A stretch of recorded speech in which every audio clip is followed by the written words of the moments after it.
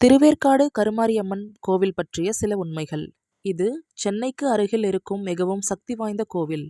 கருமாரியம்மனை எல்லா பிரச்சனைகளுக்கும் தீர்வு கொடுக்கும் தெய்வமாக மக்கள் நம்புகிறார்கள்.